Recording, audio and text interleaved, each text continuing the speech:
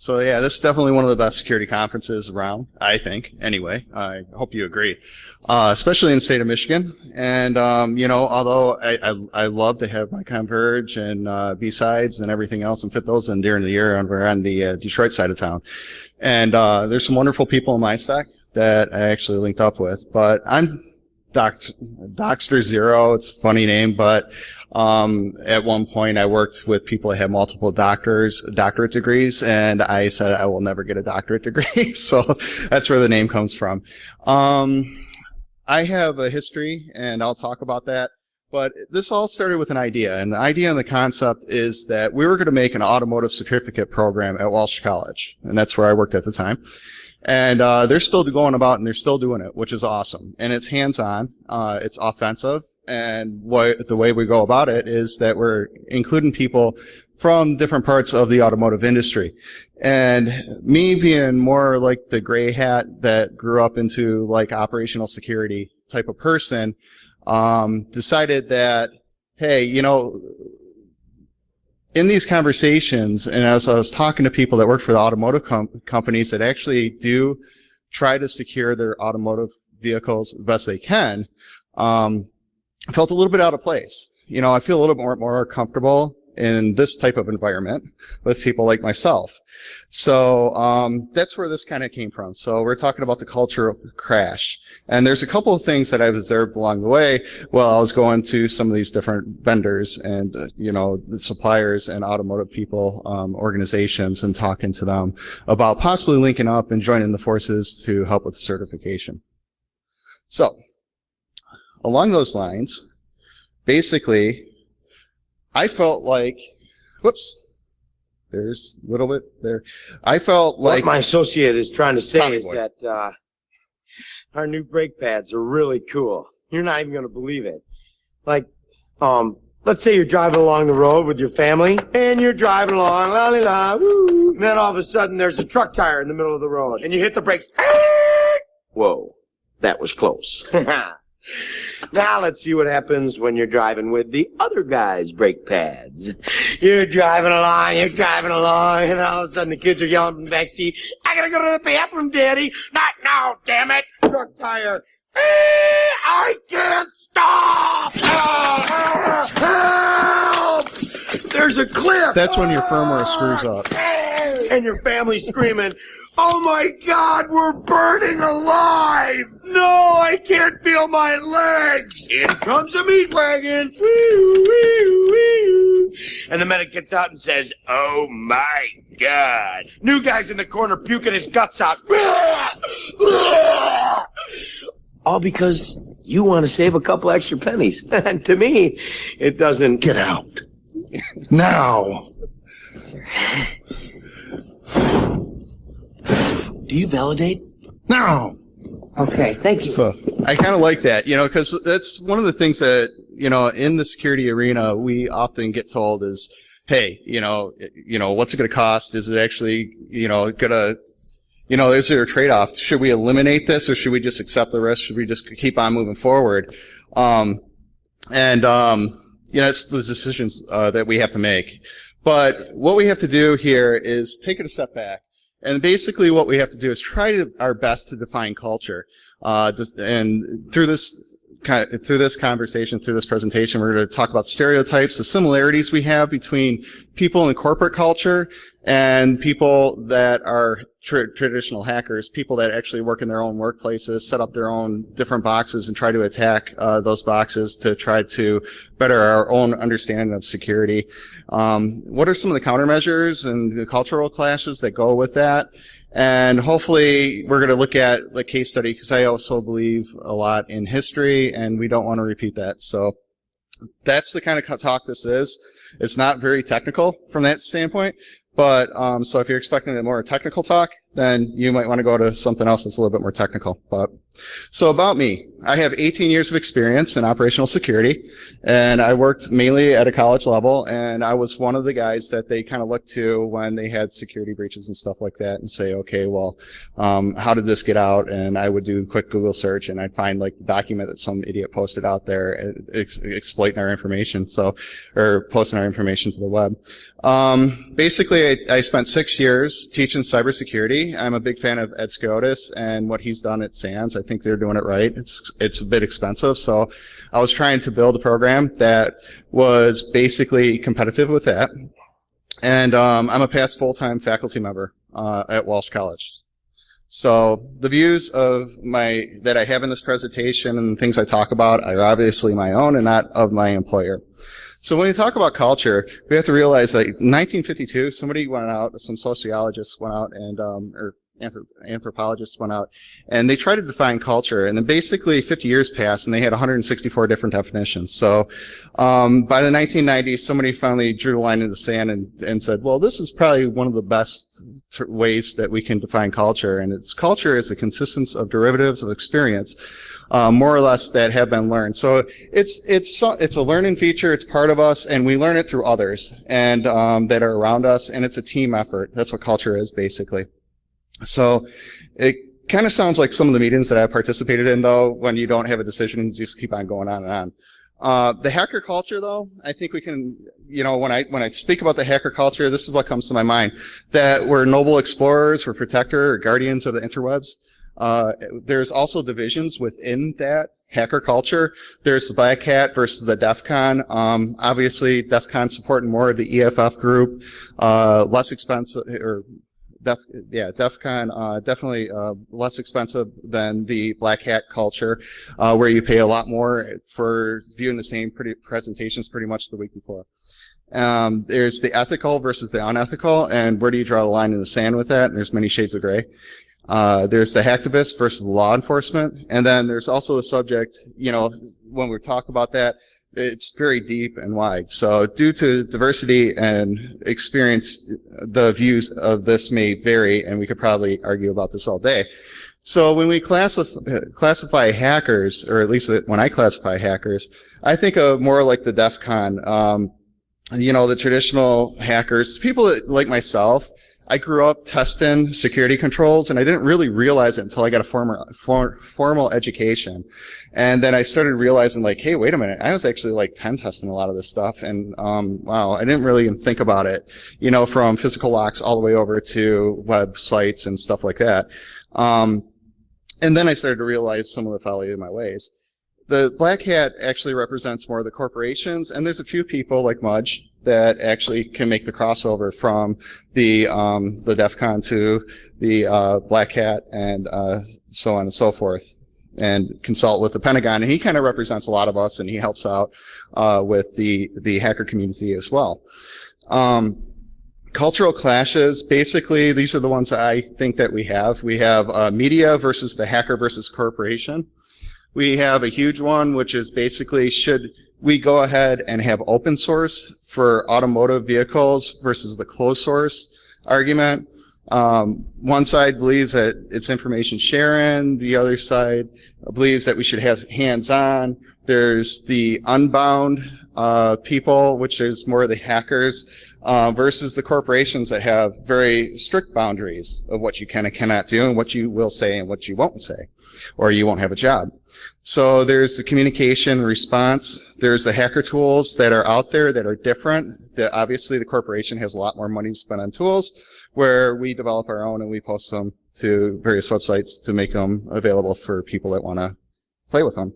And we have the testing and proofing concepts and the legality concerns and the ethics. So, cultural crash number one. So it's the media versus the hacker culture. Basically, this is a screenshot of what people think about hackers in general.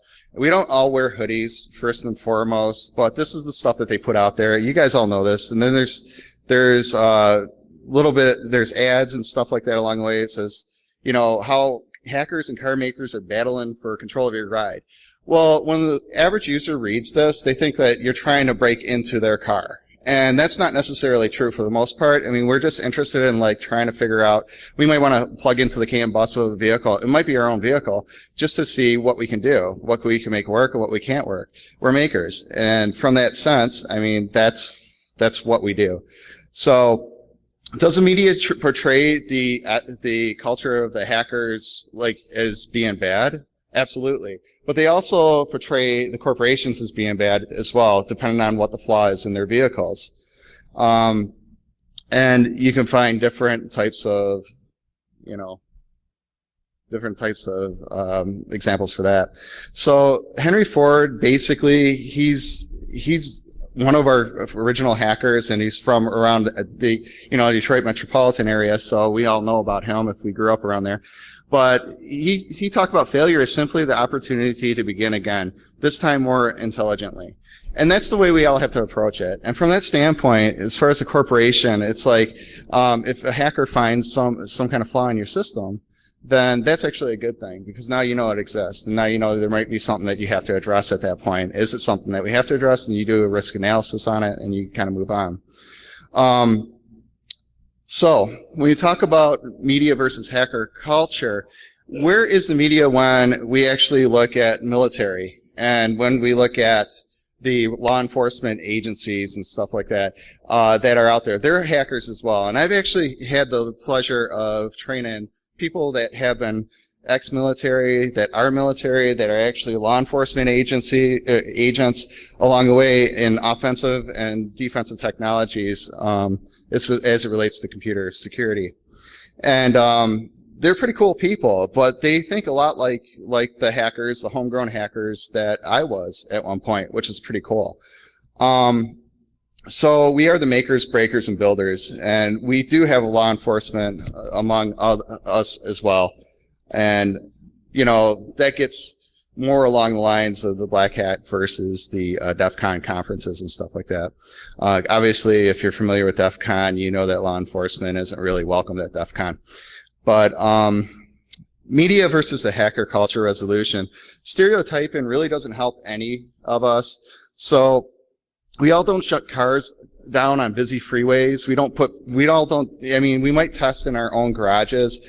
Craig Smith, I actually got to meet him, have breakfast with him. He's a really nice guy. And in fact, he comes from like the same type of background I come from, as far as working for education and in information technology and doing security work there.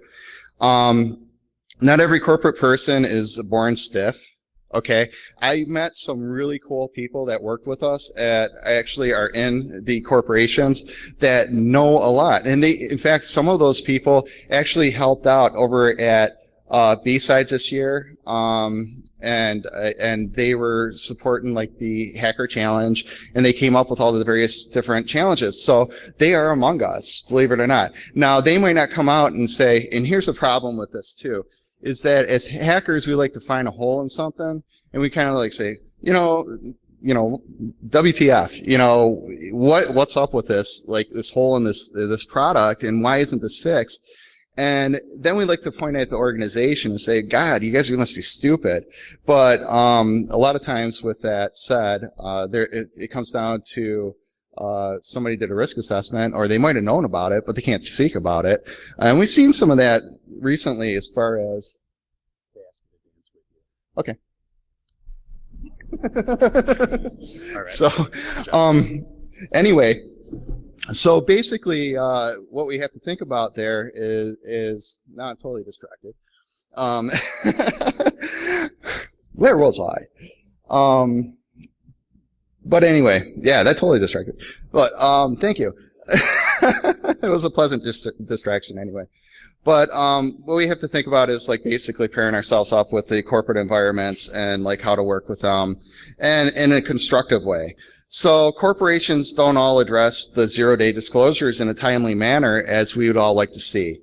And it's never been a cool thing to the public or the hacking community. And the reason why this is, and it's the same in cars as it is in any server or operating system that's out there, is because we just want to see it fixed.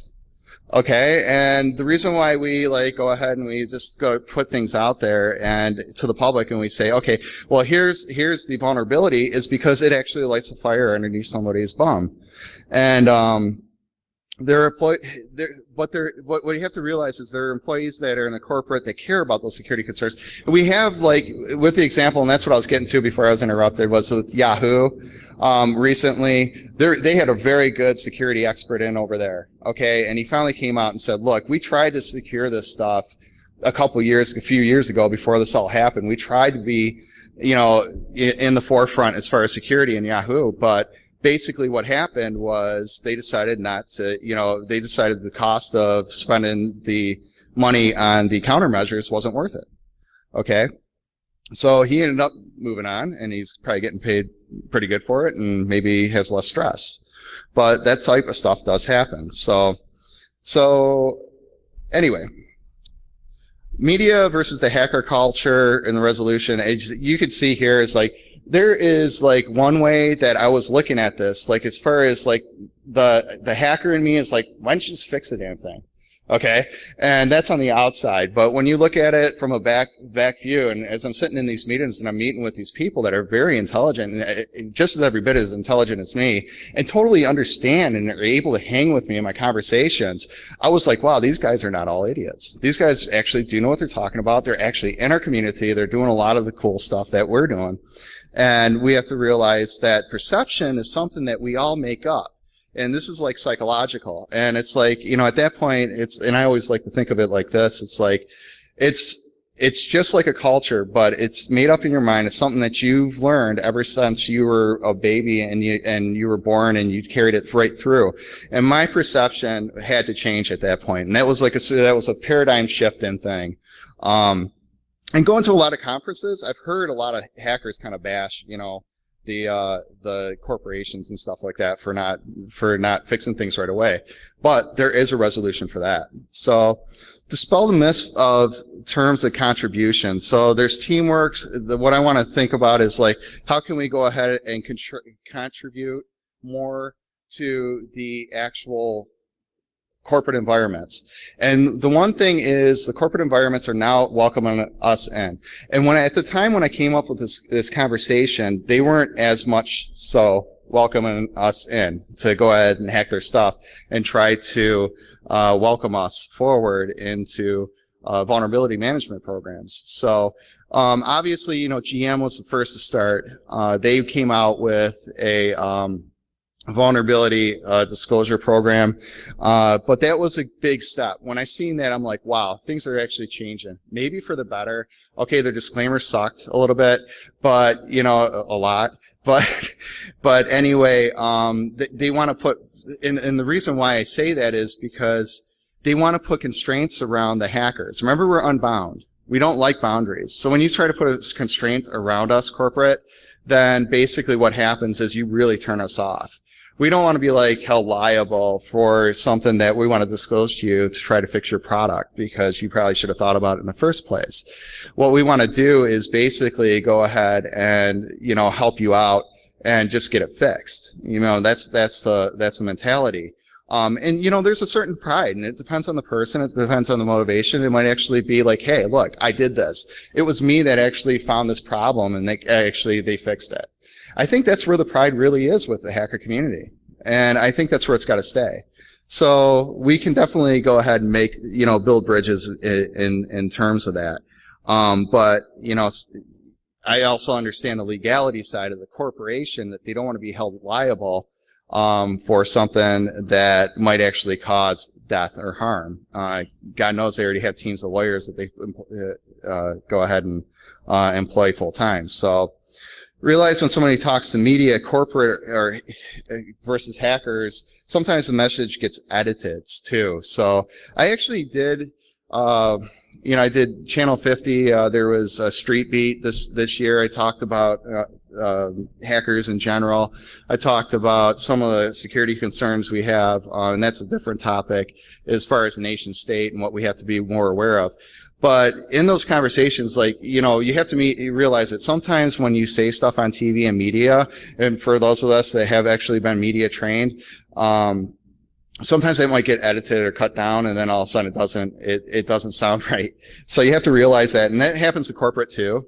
So this plays a lot into the perception of overall public as well. So media is kind of like one of those things. It's like I don't necessarily believe it every time I see it. So, and that's the point of that slide. But that's what I'm saying is like you're better to take it back to the person, and actually talk to them and try to find out what they said and try to get clarification if you don't agree with it. That's the one great thing about this conference is like everybody here like wants to help everybody else out. But you can always go up to somebody and talk to them. Like I have conversations about building my classes and stuff like that, and I'll go out and I'll reach out to Chris Roberts and stuff like that. I mean, this is the best thing. And that's why I love this community. I love this setting as far as that is concerned. If you want to talk about building an educational program, then come talk to me. I have like 18 years experience in it. But, open source. So in order to contribute to open source, both parties need to have trust with each other, the hackers and the corporation. Obviously, the trust isn't there when you actually have some kind of sign off. You're signing your life away, just in case something happens. And the GM's bug bounty program, like I talked about, was a step in the right place. And Charlie Miller was like the first voice out there, and hopefully we all know who he is, but he's one of the guys that hacked the Jeep and made it like stop, go off the road. Chris Vlasic is the other one.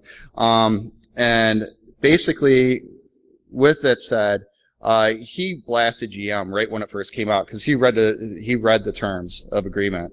And then he actually talked to General Motors guy, as it said here, so you have to follow up with something like that and realize that, he's actually like the person on the inside is actually a really pretty cool person. Like when he sat down and he talked to him, it's because he's not that much different than Charlie. Okay. They seen eye to eye. And this is case in point. Okay. So they're human. They have families to feed. And again, with the people I know, they actually are afraid, they have to make sure, I don't want to say afraid, but they want to make sure that they don't say something that's going to get them in trouble and cause problems. So hackers and open source, we tend to be more willing to share, especially in this community. It's like, hey, I wrote some code, do you want to check it out and see if it works and maybe have any input? I know I sat down, like when I was making this presentation, I talked to a couple of people. I said, what do you think about it? How can I improve on it? I actually did that again last night. It's all about sharpening the saw. That's how we all learn. And the exceptions of when money is the motivation factor. So O-days, basically, the unethicals or maybe even the ethicals might have a good O-day that they don't want to publish to everybody because they know they could possibly make a lot of money on it. So they might hold back on it.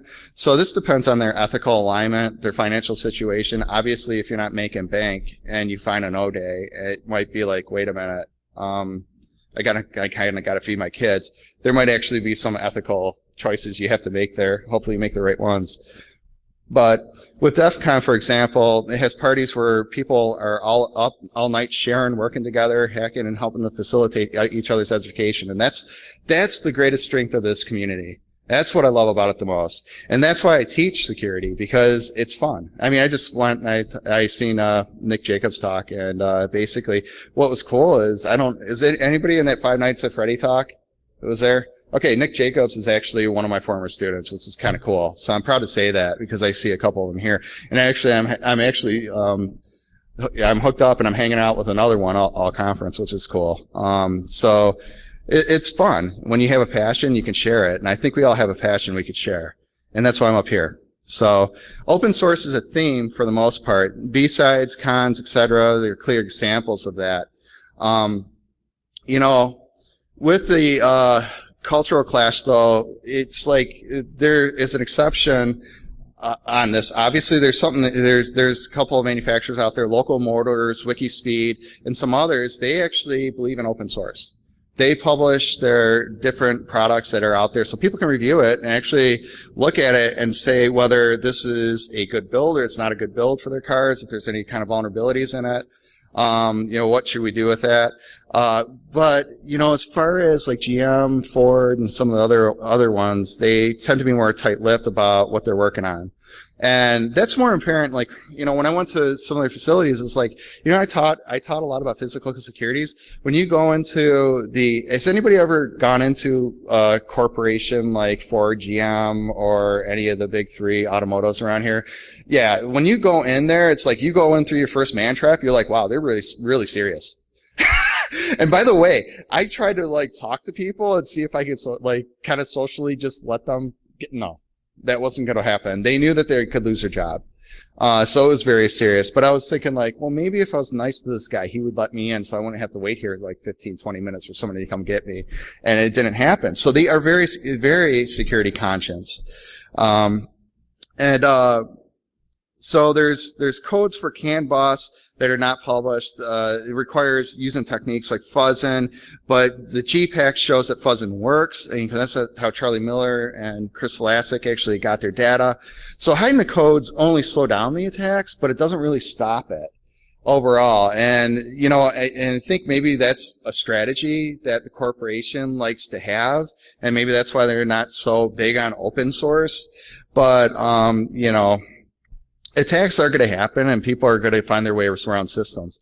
This goes back to a conversation, too. Realize that before I even accepted a job as a cybersecurity full-time instructor at Walsh College, which I'm not there anymore, that basically, and that was by my own choice, but basically I was sitting down at a bar, and I was sitting across from somebody, and that person later on was going to be my contact. So the cool thing about it was my hacker side of me actually was more social, and I was able to make a contact within an automotive company that was able to land us a meeting, which was pretty cool. So that's something to definitely have going for us. But the overall conversation, and the reason why I bring this up is it's very much about open source and closed source. Is he told me that he was basically working for a major automotive company, and this is like, he's been through a couple of different automotive companies, and what happened was he got placed over at this one he's working at now, and he said that, oh, I said, he didn't know my background, which is funny. And I said, well, what do you do? And, you know, that kind of conversation comes up. And he's like, well, you know, this is what I do. I work on firmware for automotive. I said, oh, what do you think about vehicle hacking? Oh, that one, you know, people don't know enough. There's no way a hacker is going to be able to do anything with it. And like 3 months later, so that's a corporate mentality. 3 months later, Charlie Miller was up on Wired magazine. They had a video that they showed that just proved everything that we just said was wrong. So there is that facet still in the corporate culture that, hey, we don't provide them the codes, they won't know, and all this other stuff, but we figure it out. Because that's what we do. We don't mind spending hours and hours. And by the way, you know, there's tons of hours that Charlie, you know, Chris, you know, props to them, had to go through just to make that work. You know, and that takes a lot of skill and dedication, obviously. Disclosures. You know, we talk about, you know, the hacker mentality. You know, who wants to go out there and just like, you know, just make a disclosure public, like right away? And basically, Benjamin Kahns disclosed on July 7th 2 vulnerabilities that were in the BMW connected drive vehicle. Okay, but let's go take a look back. In February, he actually went and he contacted the BMW corporation, and he said that, hey, these vulnerabilities are in there, and the client side cross-scripting vulnerability is also on your website, and they didn't do anything about it. So he sat on it for months, and nothing ever happened from that. So, and we're going to talk about how to fix that, hopefully, if there's not any corporate people that walked out already. But all technology, blueprints, and patents should be available. It sounds like a fantasy, but there are companies that are actually doing that. It's just not the major players in Detroit. So OS Vehicle has a $10,000 car concept. There's Tesla, obviously, opened up patents. More experiment and creativity is going on, and people are learning how to work with the technologies that are in these systems and actually how to break and fix them. More innovations from third parties, that's what it means. There's a good thing that there are smaller alliances that are out there, and actually major automotive players are part of those alliances. So And we're talking about Ford and GM and stuff like that. So there is an alliance out there, such as the Open Automotive Alliance for Android, where the major manufacturers are out there. So to shift your paradigm a little bit, it's not like it's totally closed like we think it is. So they are sharing a little bit. And that's another reason why I want to get up and have this talk, because, you know, again, dealing with these people, I found these things out, and for my own research, you know, just Googling and checking it out. However, being completely open to the public of the world will attract top talent, as pointed out by the head of Tesla. And you know what? The other thing is, maybe you'll find somebody that's like really geeky and like a hacker and like wants to learn this stuff. And when you see these jobs right now, there's a ton of jobs posted out there for automotive security, but they want you to know CAN bus. They want you to know all these different things. And how do you break into that field? Well, you know, the more you mess with this stuff, the better you're going to get. So, hacking tools versus legality. Well, Charlie Miller, he goes up there, he talks about, you know, there's a lot of people out there writing their own programs on like how to read CAN bus. Why would I ever need to use any of those programs when I have Vehicle Spies, you know? And Vehicle Spy is like one of those tools that are out there that's available to people that make big money, you know, or work for big corporations. So what I found was in conversations through, and this isn't just like Charlie Miller saying this like on Twitter, that's not where I get this information, it's real world in the meeting rooms. We're talking about we use Canoe for CAN bus sniffing. And we were talking about that. And then all of a sudden, one of the people from the corporation was like, well, or actually they use Canoe. And then I said, well, we use Kayak, which is kind of a play on words because Canoe is actually the bigger, more paid for, has more feature rich in there. It's like $3,000 or something for the program, where Kayak is free. You know, so if you can imagine the difference in those two. But there's a big difference between what we use, hackers, and what the people use in the corporations, which is also something that could have a limitation. If you're looking for employment and they want to actually have you have experience just with this one thing. But you could say, hey, I play with Kayak, and maybe, you know, that would give them enough to say, oh, I know what Kayak is. They know these tools. They know the free and open source tools too. So like I said, they're not stupid. The Vehicle Spy, you know, that's something that Charlie Miller prefers. Sharing information. Automotive tends to be a little bit more responsible than shutting down a vehicle on the freeway. Obviously, they do it in closed environments so that they don't hurt anyone. This creates a struggle both legally on capital. That's the other thing. It's like, I've got friends in low and high places, and some of those people actually had to go before Capitol Hill and defend what Charlie Miller did because it was, you know, perceived as irresponsible, which who can fault them because somebody could have got hurt. And so there's that legal struggle on Capitol Hill that goes both ways. They want to take our rights away for testing on vehicles and testing on different technologies. Well, where do you think they get these ideas from when they see stuff like this? So there's that lone gun mentality out there, but also if it wasn't done, who would ever take it as a big perceivable threat? So there's that other side of the coin. And it's like, and to me, it almost seems like what's happening, and this is my humble opinion, is that we're getting pushed into the corner of making these horrible decisions because nobody's going to listen to us unless we actually do that. So, more solutions. To demand respect, you must gain respect. And in the corporate culture, that's definitely more true than not.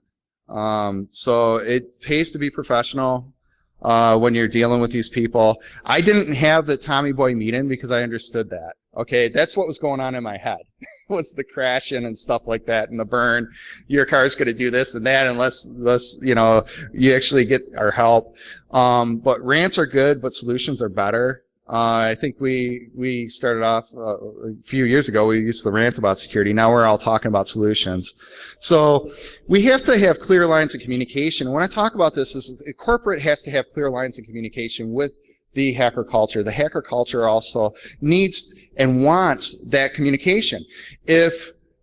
Remember we talked about the BMW vulnerability. It's my humble opinion that if they were communicated to, think about this. If you're a corporation and somebody comes forward with a vulnerability to you and says, hey, you have a problem in your system, then they become your client in a way. You should manage that connection. This person actually cares about your product, then you should probably let them know where it lands at. Are you going to do something about it? Are you planning on it? Maybe you're not going to be able to move as fast enough for whatever limitations or resources you have at that point. But you don't have to tell them all the details, but at least communicate to the hacker community to let them know that it's on your radar. Yeah, you know that thing that you wrote to me about a month ago? We're still looking at it. But if you manage those communications better, you probably have less doxing of information out there. Okay? Because all we want to know is like, hey, are we going to make the difference? Are you going to make the difference? Because if you're not, then I'm going to go ahead and I'm going to release this information to the web. And somebody's going to have to do something about it. And it's going to be you, and oh well. Bug bounties, you have to give closure to those people that reported them. If you are cyber ninja, well, cyber ninjas are mostly the hackers communities, and it's most of the people in this room. So, and that's definitely me. It's somebody that can do a lot with just a little bit. If you actually have people working for you, there was a good talk about a year or two ago, and basically it was talking about how the care and feeding cyber ninjas. That was Atlas of Doom that talked about it, and that's so true. It's like, you don't want to piss us off because we're just going to walk away, you know, because we know we're employable and we're going to find something somewhere else. And, you know, but for the most part, we're also dedicated. I worked for a place for 18 years. So what's that say about me? I don't just walk away from things. I like a relationship. I like a family, you know, and, you know, if it's a corporate family, great. But corporations need to recognize and give those that find 0 days by fixing those issues and giving the hacker props. That's the other thing is like they want to know that they want to be able to say, look what I did. I found something and it got fixed. I mean, I think that's really what it comes down to. Most importantly, realize that we have a common goal, and that's hopefully to create a safer technology, a safer future for everybody. And I think that really is our common goal. So we need to break down barriers. We need to learn from each other, and we need to listen without prejudice. We need to speak with commonality. Nobody really is better than anyone else as far as the corporations versus the hacker culture. We're all in this together. We're all in this to fix things. The human mind is a wonderful thing. It will help us to actually get through this very easily. The barriers and stereotypes won't move us ahead. They're only going to stop us and slow us down. Conferences are okay, but action is much better at the end of the day. So there's a concept of internal hackers that I kind of came up with a while ago, and it's kind of the cyber ninja versus entrepreneur versus entrepreneur. Entrepreneur is people, and this is an older term from when I was going for my MBA a long time ago, but it behaves like an entrepreneur, but inside the company, you're actually taking it and you're making your own business. You're taking a lot of pride in your work. And I think a lot of us cyber ninjas do that. We take a lot of pride in what we do, and we want to carry that forward. So, you know, if it sounds familiar, it is because it is familiar. So, here's a little quick quiz. Anybody know who these guys are? Who's the guy on the left, and who's the two guys on the right? Does anybody know?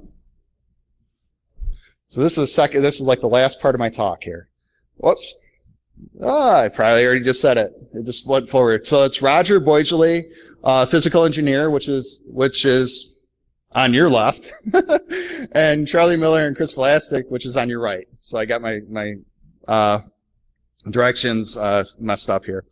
But what do they have in common? Basically, Roger came out with a vulnerability that was in a vehicle. So did Chris and Charlie Miller.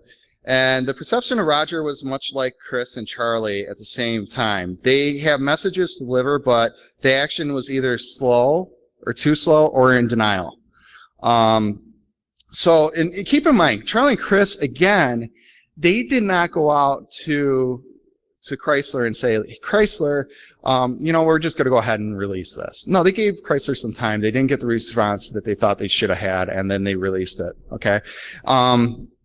The perception was pretty bad. Corporate culture does play a big role in this, and it's hard to recommend for corporate culture because it's so large to change. But people focuses on differences more than not, and those differences often hold us back. And why is this important? Because Roger wrote a memo in January 1985 concerning a faulty design in a vehicle. I'm sorry for my presentation. I keep on skipping forward. But anyway, the rocket boosters was a problem in the Challenger. And on January 28, 1986, by the way, he didn't come forward and just release this information to the public. But on January 28, 1986, 30 years ago this year, and that's why I'm doing this presentation, the Challenger actually exploded.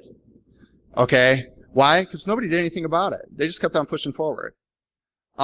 So these are the kind of problems that some hackers may have issue with. What if that vulnerability was still in the systems for the automotive systems, and now somebody can just go ahead and mass shut down vehicles or stop them on a freeway, and all you need is 5, and you'll have so many accidents. It'd be crazy. It'd be cataclysmic. And this is, you know, communication, having cars, horns honk and stuff like this. This has been already done by insiders. It's been proven that they have the capabilities to do this in mass to multiple vehicles at once. But it could be more devastating than the Challenger. Okay? Roger testified and found himself shunned by his colleagues and managers so much that he actually resigned. So here's an ethical talk where Roger actually speaks. I just want to put this up there before it actually goes ahead forward. Before I start, I want to preface with a remark. I'm going to show you the NASA feed video of the launch that was piped to all the contractors on the program. I have to tell you, it's the first time I actually saw a launch from my facility. I didn't even know it was viewable from my facility. I was about doing the business on the program for my whole career. And this is the only one I actually saw from my plant. But before I show it to you, I want to impress upon you several things. And although this may sound like a crass statement, it's not meant to be so. But the Challenger story and used as a case study to help students understand what's going to be coming up, especially, it's not about the death of 7 astronauts. And I know that sounds horrible, but it's not about that. That was a horrible, horrible culmination of the event itself. 7 exceptional people forfeited their lives for such an irresponsible launch system. It's also not about the loss of over $2 billion worth of hardware. What it's about is professionals in the system who had the authority and responsibility and fiduciary interest to do the right thing. And they abdicated that. They abdicated that because they were pressured to do so by the agency called NASA, as you will hear as the story unfolds. So the reason why, obviously, the reason why I play that is because we can't abdicate our roles, no matter what they are, whether we're inside the organization or whether we're the actual ethical hacker and we're interested in trying to fix something. So that's why we have to learn to work together a lot better than sometimes we do. So what happens when we have that big pileup of vehicles because somebody actually got in and something did happen and it didn't get fixed? Well, corporation does seem to care a lot about money. So that obviously, hopefully, I'm hoping to God it never happens. And I'm a religious guy. So, you know, as far as hackers themselves, one doesn't have to look far to see different types of hackers that are out there. And Henry Ford was one. We have Roger Boisley. Yeah, he was a physical engineer, but he was a hacker. He knew how the systems worked inside out. He knew what was going to happen before it even happened. He predicted the future. The Dodge brothers, you know, Tesla. We have Charlie Miller, Chris Velasquez. You know, we have so many different people around us that actually can inspire and hopefully help to lead us into making the right decisions in the end. And hopefully those right decisions involve ethical decisions and something that we can work together on, because it's about bridging that gap. So what actions will you take? You know, can hackers be heroes? I know we can. However, stunt hacking may not be the best way to achieve this, but it often gets a point across. So it's hard to argue against that. Even in my own mind, I have a moral conflict with this because I understand how important this was, because you know what? As soon as this started happening, if you follow this wire, we're still talking about it. I'm still up here talking about it at a conference. But when you follow stuff like this, you start to see the chain effects. We actually have vulnerability programs that are getting released out there. Corporations are actually in their infant steps in trying to reach out to us and trying to get some kind of program. Is it going to get better? Absolutely. It actually is going to get better. Okay, they start out small. Okay, if they're not getting a response and they're offering only so much, they're probably going to increase the rewards. Okay, that's the way that Tesla started out. They were small and then they increased the rewards. So if you look historically at what's been happening, we actually can be heroes. So observations we made, we talked about the culture, we talked about stereotypes, differences, we talked about similarities, the culture clashes, various different countermeasures, how we can work together, and it's going to take a lot from both sides. We talked about the history versus today's stuff that happened, and again, vehicle systems, whether it's a CAN bus system in a vehicle or it's an actual rocket booster. I mean, each may have its own cataclysmic effect, and any death is one death too many. So, if you have any questions, Dave Schaefer, D0xt0r, let me know. I'm open up to questions, yes, right now. And you can, if you don't, you can clap and we can move on. Thank you. It was nice having you here today. Yeah.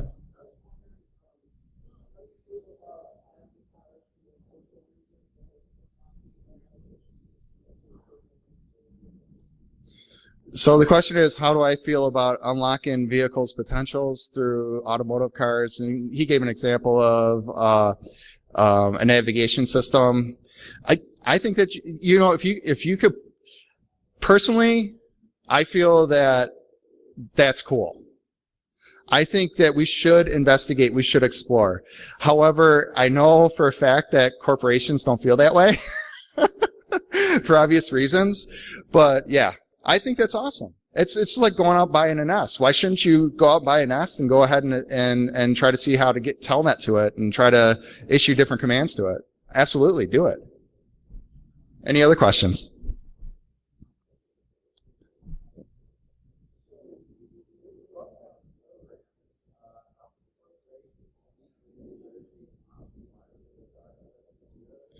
Okay. Well, obviously there's no competition, but I got to repeat the question. That's why I got this little magical thing going up.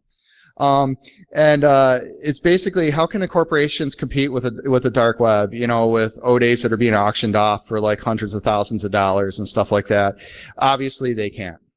Okay, they can, but they can't. It's one of those things. It's not a price they're willing to pay. And if the black market's always going to offer, even if they paid $100,000, the black market's always going to offer more. It's the nature of things. So, again, how do they compete? There's, definitely, ethically trying to reach out to people, making them realize that there is another choice. This is the best way they can compete. Try to combat that. And maybe people, if they offer the right amount of money, maybe $10,000, it's only 10%. Of what, and they're not even offering that in some programs, which is kind of horrible. And I've actually talked to people and they said, well, we're just starting out small. Because again, I have them in contacts. It's not like I'm just coming up here making this stuff up. I actually talk to these people in organizations. We're just starting out small. And, if we don't get a good response, then we'll increase it more than likely, in the future, but they have to start somewhere.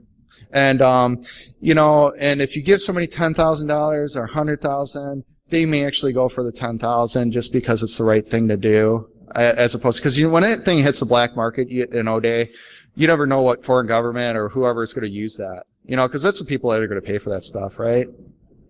Yeah, could be our own government too, but so we have a history. Anything else? Okay, thank you very much.